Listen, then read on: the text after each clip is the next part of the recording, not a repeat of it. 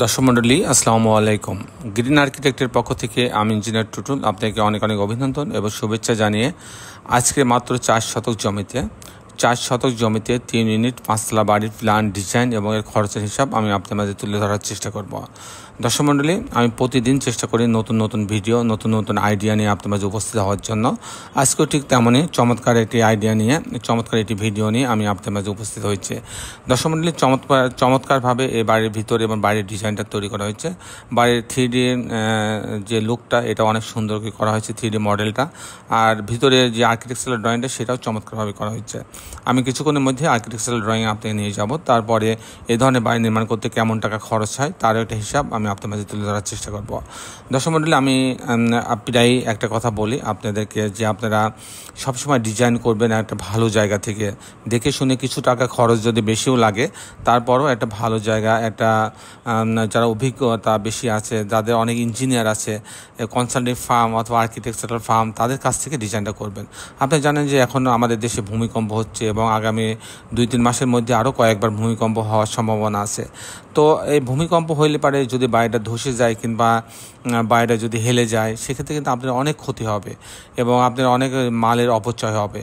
তো সেসব ক্ষেত্রে আপনি যদি একটা ভালো একটা প্রতিষ্ঠানের কাছ থেকে ডিজাইন করেন, সেক্ষেত্রে হয়তো কিছু টাকা বেশি খরচ হবে, অল্প কিছু টাকা, কিন্তু অনেক টাকা বেশি খরচ হয় না, অল্প কিছু টাকা খুব বেশি খরচ হয়। সেক্ষেত্রে এই সামান্য টাকা বাঁচাইতে গিয়ে কিন্তু আপনার বাড়িটা কিন্তু ঝুঁকিতে থেকে যায় এবং এমন হয় যে এই আপনি যারা অনভিজ্ঞ মানুষ তাদের যে ডিজাইন করলে তারা অতিরিক্ত রড দিয়ে ফেলে কিংবা দেখছে এমন কম রড দিয়ে ফেলছে যেটা ভূমিকম্প সহনীয় না, বা বাংলাদেশের বিল্ডিং কোড যেটা আছে সেটা না মেনে অথবা বিল্ডিং কোড সম্পর্কে তার কোনো আইডিয়াই নাই, সে কিন্তু আপনার ডিজাইনটা করে দিয়েছে। আপনি কিন্তু কোটি টাকার জিনিসের ডিজাইনটা কিন্তু সে করে দিয়েছে, অথচ তার বিল্ডিং কোড সম্পর্কে কোনো আইডিয়া নাই।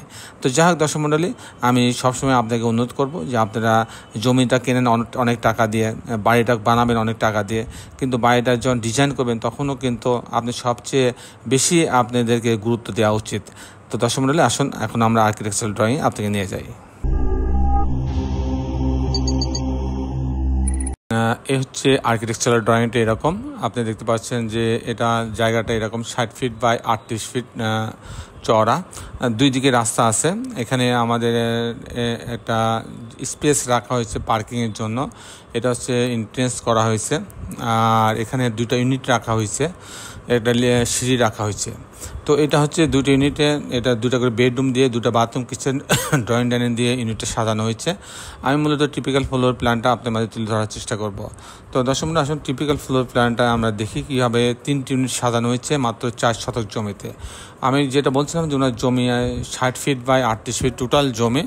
তো এই জমির উপরে আমরা সব দিকে জায়গা ফেলে মাত্র 4 শতক জমি আমরা ব্যবহার করে 3টি ইউনিট সাজানো হয়েছে। তো এখানে পার্কিংয়ের যে জোনটা ছিল সেই জোন দিয়ে আপনার লিফট সিঁড়ির লবিতে আসবে। আসার পর ইউনিট এ বি সি তিনটা ভাগ করা হয়েছে। যদি এতে আসে তাহলে 672 স্কোয়ার ফিট, 672। এখানে ঢোকার পরে একটা ড্রয়িং ডাইনিং পাচ্ছে, বড় একটা ড্রয়িং ডাইনিং পাচ্ছে, এই পাশটা খোলা যাতে পর্যাপ্ত ভেন্টিলেশন হতে পারে। এখানে একটা বেডরুম রাখা আছে, এখানে একটা বাথরুম, কমন বাথরুম, আর এটা একটা মাস্টার বেডরুমের সঙ্গে একটা টয়লেট অ্যাটাচ করা আছে, একটা বারান্দা রাখা আছে। এখানে একটা কিচেন রাখা হচ্ছে। এই হচ্ছে 2টা বেডরুম, 2টা বাথরুম, কিচেন, ড্রয়িং ডাইনিং দিয়ে সাজানো হয়েছে। যদি আমি ইউনিট বিতে যাই, ইউনিট বিতে এই দরজাটি ঢোকার পরে 589 স্কোয়ার ফিট। এখানে ঢোকার পরে একটা ড্রয়িং ডাইনিং পাচ্ছে, এখানে একটা স্পেস, একটা লবি আছে আলো বাতাস ভেন্টিলেশনের জন্য। এখানে একটা বেডরুম রাখা আছে, আর এই লবির ভিতরে একটা বাথরুম রাখা আছে। এখানে একটা কিচেন রাখা আছে, এটা একটা বেডরুম, মাস্টার বেডরুম, এর সঙ্গে একটা টয়লেট অ্যাটাচ করা আছে, একটা বারান্দা রাখা আছে। এই হচ্ছে ইউনিটটা এরকম যে 2টা বেডরুম, 2টা বাথরুম, কিচেন, ড্রয়িং ডাইনিং দিয়ে সাজানো হয়েছে। ইউনিট যদি সিতে আমি যাই তো 627 স্কোয়ার ফিট।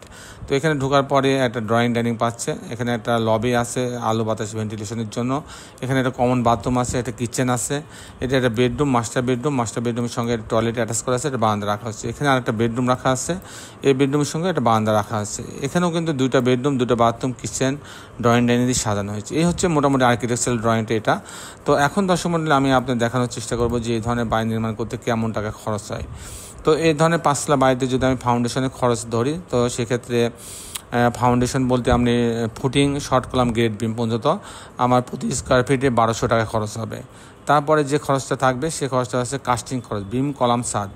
প্রতি তলা বিম কলাম ছাদ যদি আমি ঢালাই দিই তাহলে প্রতি স্কোয়ার ফিটে আমার 650 টাকা খরচ হবে।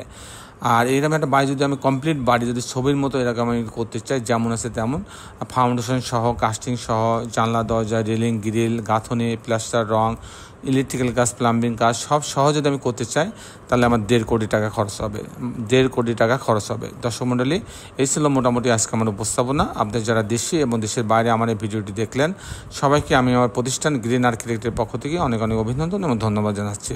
দর্শক মণ্ডলী, শেষের বেলা একটি কথা, আসুন আমরা সবাই আমাদের এই সুন্দর পৃথিবীটাকে সুন্দর রাখার জন্য অন্তপক্ষে একটি করে গাছ লাগাই। সবাই ভালো থাকবেন। আল্লাহ হাফেজ।